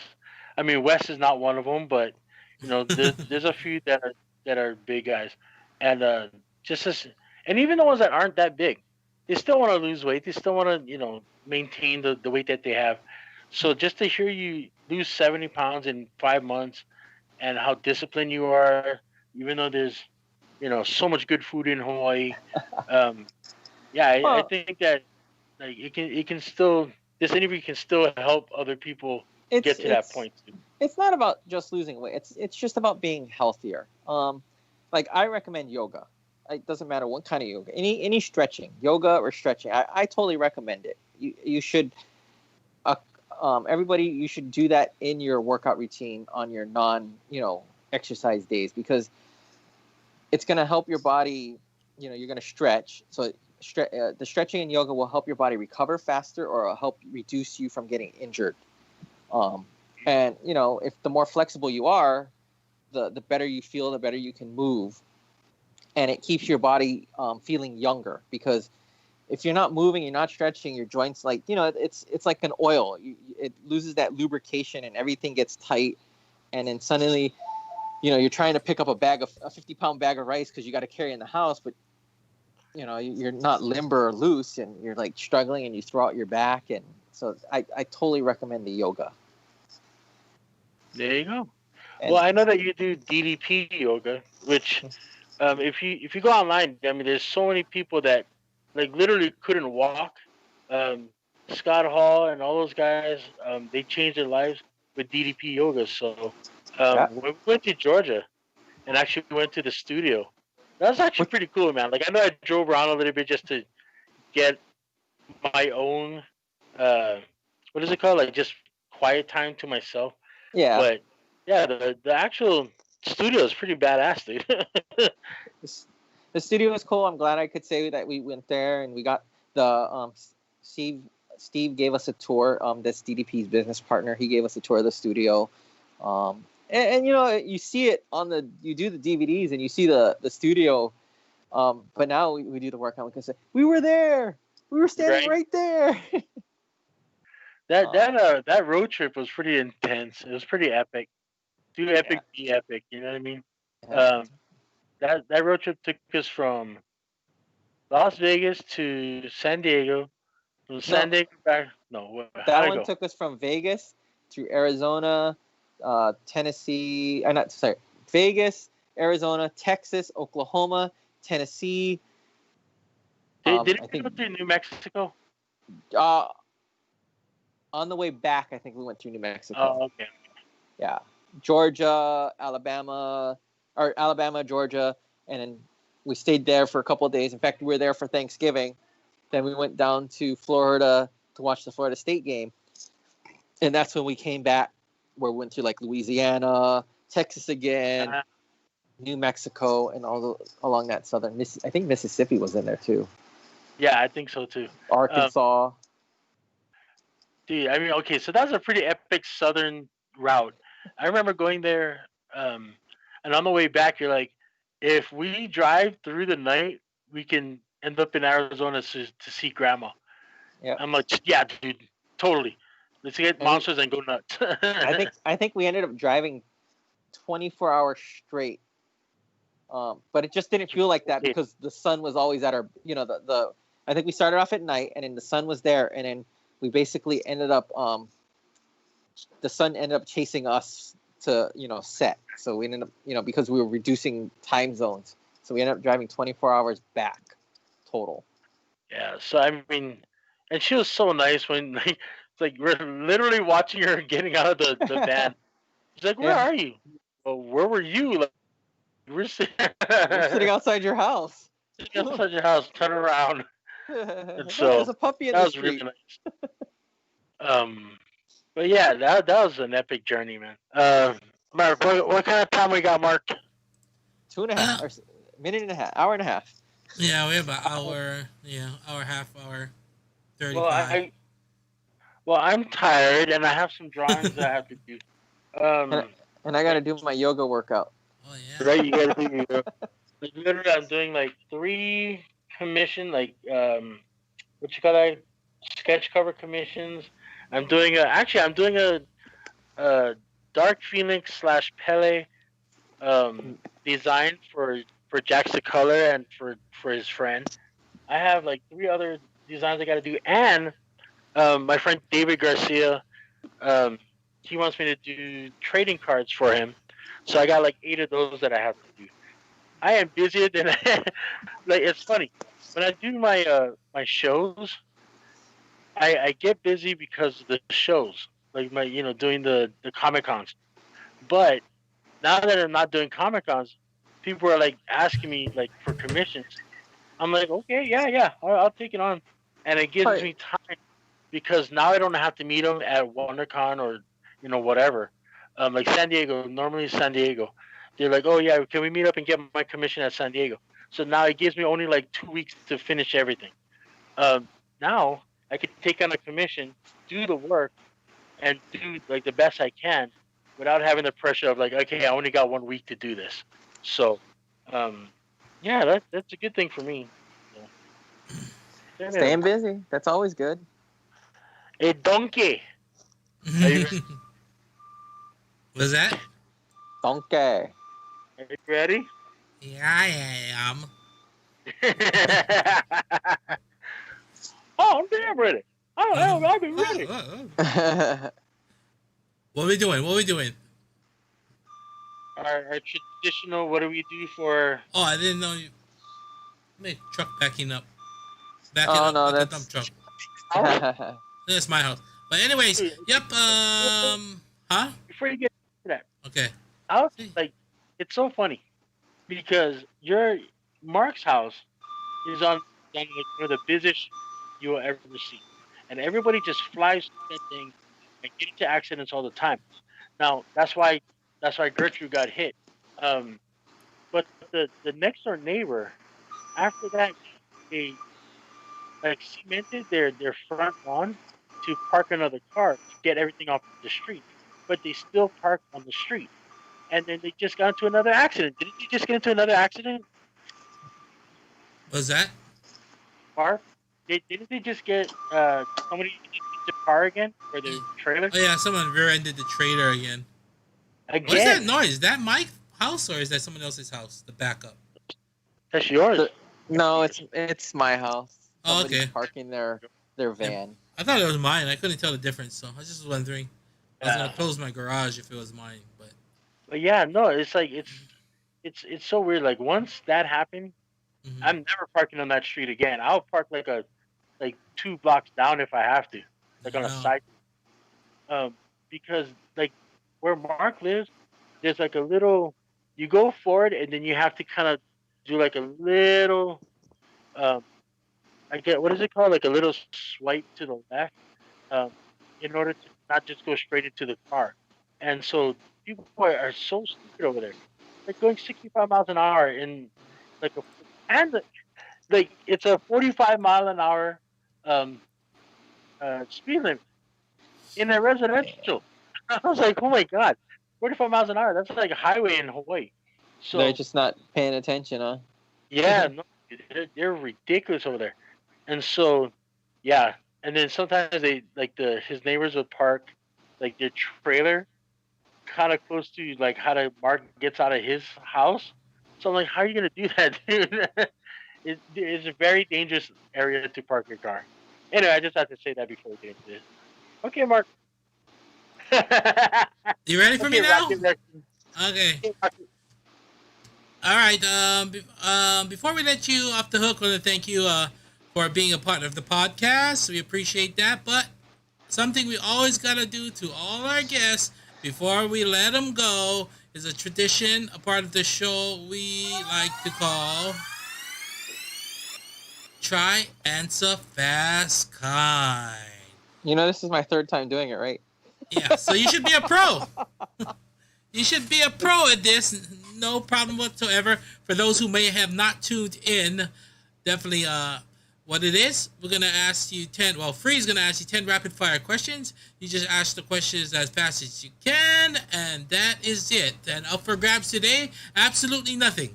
Maybe a pat on the back next time we see you.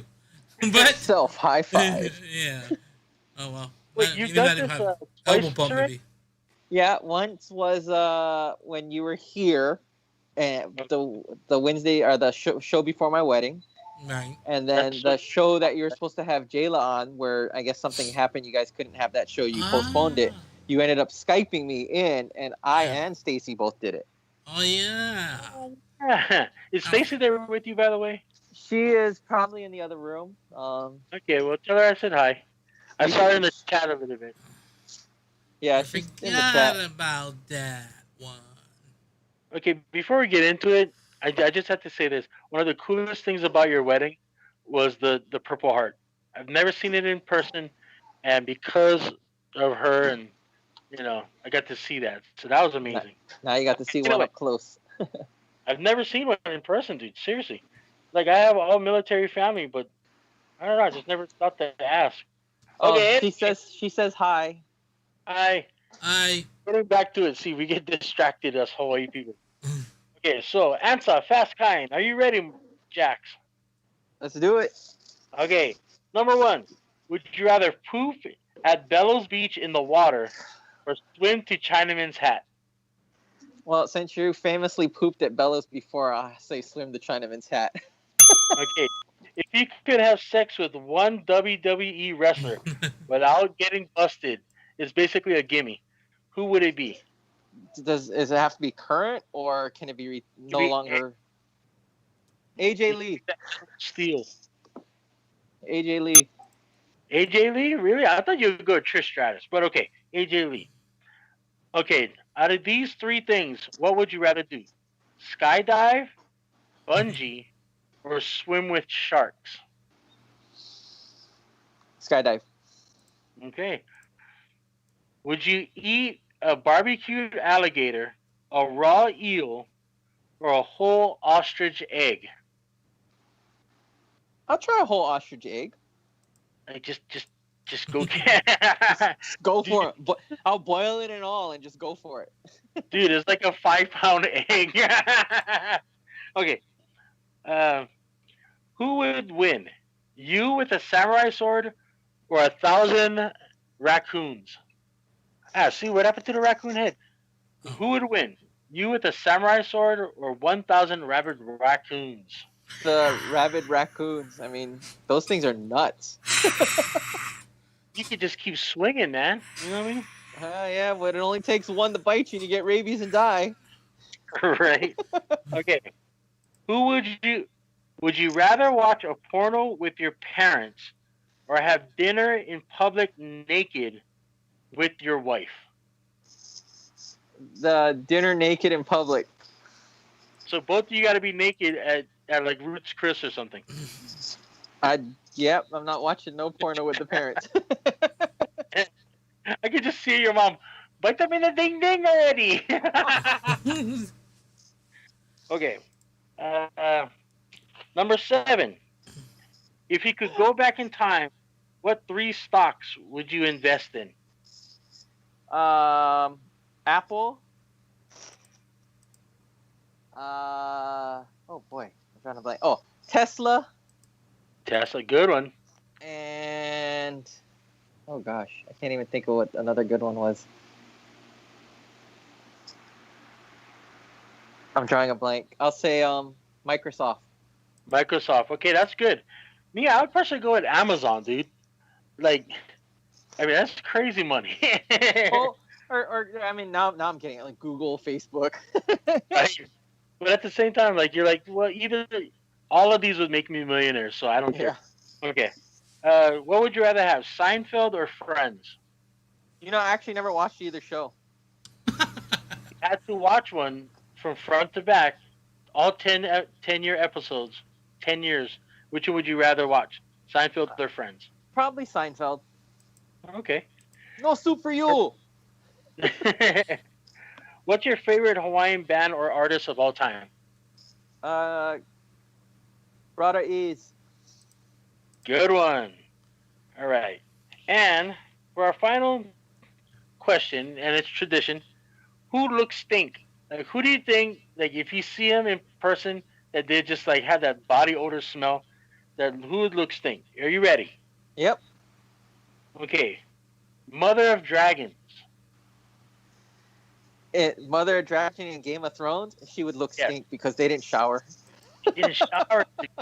And, like, you know what I mean? Like, it's all stinky and okay, so Bruce Willis. I think he would look stink, especially after a filming of like his crazy action movies. Okay. Trish Stratus. Not stink. Not stink? She works out, though. That's So you okay. Cheech and Chong. Stink. Double big time. stink. Like, well, maybe not Cheech Marin, not anymore. Like, he's more, you know, what's he call that? What TV show was he on? Stone Cold was on it. Chuck Norris. Drawing a blank. Yeah, Ranger, something Texas Ranger. Britney Spears. Walker, Texas Ranger. Yeah, Walker. Britney Spears. Not stink. I think when she's not on stage, like, you know, when she's just hanging out at home, she's probably stinky because why even take a shower if you're sitting at home and like, you know, Isn't she a Southern girl though? It's a Southern girl. But yeah, I mean, recently she's not. But okay, so and last but not least, Vince McMahon. Not stink. Not stink. Yeah. I think being a billionaire, you kind of have to shower every I have day. I have a feeling he carries baby powder around with him for when he works out. And he's Right. in the office. Do you still baby powder your balls? All right. So that's our 10 questions. Rapid fire. Thank you, Brad. Give it up. All right. Mark, I think we're done, right? I think we're done. I'm kind of navigating through this up stream to you. war I'm having with the thing. I'm sure we could talk for a couple more hours if you want, but we know Freeze is tired, and I got to do my workout. Yeah, we don't wanna be the cause of your downfall of your workout streak there. So we'll let you get to your thing. We'll let Free get to his thing, and we just want to thank you for joining us and blessing our podcast. Most definitely, we wish you all well with your weight loss and better yet, health adventure. So lifestyle change. Yeah, definitely a lifestyle change, and we'll definitely keep you accountable. And if people want to catch you and keep you accountable, they can see your progression as well as your things on Instagram at I don't know the Instagram. I put it's at Be Epic Do Epic, one word. Okay, Be Epic Do Epic. That's where I put most of my workout progress at. Is like his hat, BEDE. So Be Epic Do Epic. Okay, so definitely we'll put that in the chat, and if you guys want to continue to watch Jack's on his weight loss journey, you can look there if you want to hold him accountable, because he will put things that will make you question his just to see if you guys are paying attention, I think. Well, so look at it this way. If you want to see me succeed and reach my weight goal because you want to see Free skydive because you know he's scared of heights, then keep me accountable. That's one way to put it. Oh my goodness. And then we could do a Aloha State of Mind show of us skydiving.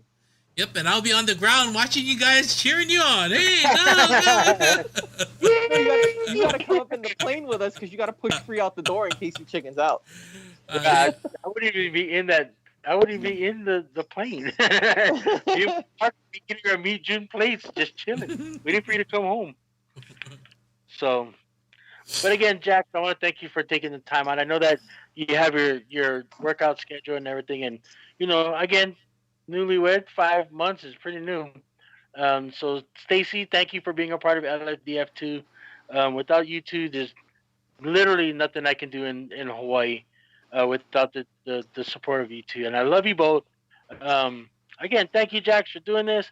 I get the new extreme thing, kind of the N and the X kind of flipped my mind over. Yeah. Oh, wait. Yeah, we can talk story all the time, but it's just good to have you on.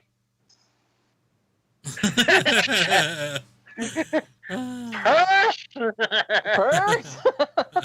Yeah, no, she's waiting for me to do the workout. We're gonna do it's basically I took my optional Saturday workout and moved it to today, and it's basically 23 minutes of doing some DDP yoga. Perfect. Something and then we get to eat dinner. Ooh, there you go. But again, thank you, man. Thank you so much. No, thank you for having me. I mean, like I was telling you, anytime you just want me on here to throw conspiracy theories and spitball with you guys, I'm down to do that too. Yeah, we definitely now need a conspiracy theory episode coming up real soon. So definitely, I'm sure everybody will be down for that. I say we make up our own crazy conspiracy theories and see which one we can actually get trending. You know what? Honestly though, like I haven't I don't even know if we have somebody lined up for next week. So next week could be our conspiracy theory. I don't know. I don't know who we have lined up for next week, or if we have one. Yeah. So. Well, we'll talk about it and we'll see. If not, then maybe we'll have that next week or a week. You to should come. hit up Don K1 and have him come on. Yeah, absolutely. He was supposed to talk about his. I forget. You were supposed to have him on so he could talk about his the medical theory with COVID and his experience in the hospital or something, and his theories on that, and Jackie's Kitchen and some other things. I forget you guys are supposed to have him for. Right. We'll see. Maybe we could do some kind of a Zoom call. Maybe I'll set up the thing for a Zoom call and we'll just have a free for all maybe one night. We'll see. Right. And whoever wants to jump in and join the conversation, they can feel free. Everyone in the chat, if you want to all jump in on a big Zoom call, we'll just do a big free for all, and we'll just make sure you turn on the raise hand feature if they want to talk. Yeah. See, this is what I'm talking about. This is so Hawaii. So okay, we gotta go, and then we just keep talking. All right, all right. That's gonna make it a wrap for us. So thank you once again to Jax. We're gonna say goodbye to you and let you do your workout, and we will end the podcast after that. So let me say aloha to him, and Aloha. let me switch that over to us, and there we go. There All right, that was definitely Jax Madrox. Be sure to follow him on Be Epic Do Epic on Instagram. You can follow his weight loss journey, hold him accountable for all his stuff and all that good stuff. Shout out to everyone in the chat. Let me scroll real quick. Wild West, Quan was in there. Who else was in there? Dennis Zrout. Is that one off of Facebook? So that's one of your friends. Yeah, Dennis is from Hero. Great artist. And then who else is there? I'm scrolling real quick. I know I seen some other people in there, but I can't find them now. But anyways, I think I saw Mitch, of course, Monroe and Jessica Monroe, Tiffany, and a bunch of other people, DJ Rude Dog, and a bunch of other people, regulars in the chat. So shout out everyone who tuned into tonight's podcast. We really appreciate it. Don't forget to subscribe to the channel. Don't forget that. Be sure to hit the notification so you know when we go live, and also spread the word. Let everybody know what we're doing here, and definitely we want to grow the podcast, and definitely spread the aloha and let everybody know what's going on with people just doing well in the world and doing good things, healthy things like tonight. Sometimes it may be somebody doing, like Lanai, who was an icon in Hawaii media. Sometimes it's someone talking about anxiety and how you can help yourself that way, and so there's always a vast variety of people we talk to and topics. So we definitely want more people to join in on the conversation each and every single Tuesday night on our podcast. All right. Absolutely. Anything you want to say before we wrap this one up? No, I think you already covered everything. Everybody in the chat, thank you and all that. Yep. Okay. Well, definitely thank you for joining us. The Aloha State of Mind podcast happens every single Tuesday night, 9 p.m. Pacific Standard Time, 6 p.m. in Hawaii. Everywhere else, you can convert it, or maybe we'll just make a big freaking pie graph or something. I don't know what you call it, but it's all good. So definitely tune in next week. We'll see.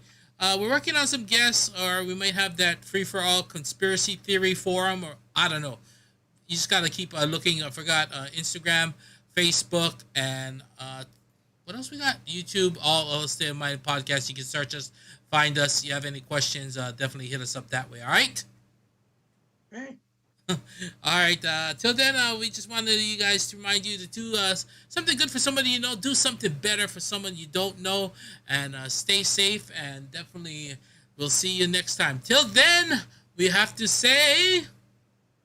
Aloha!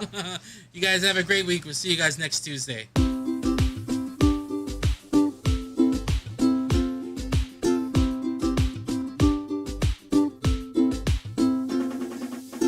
Wherever you are, you're living aloha. Wherever you go, your soul is aloha. Wherever you've been, you're living aloha. About yourself is always aloha.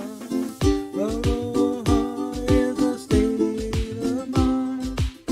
Aloha is a state of mind.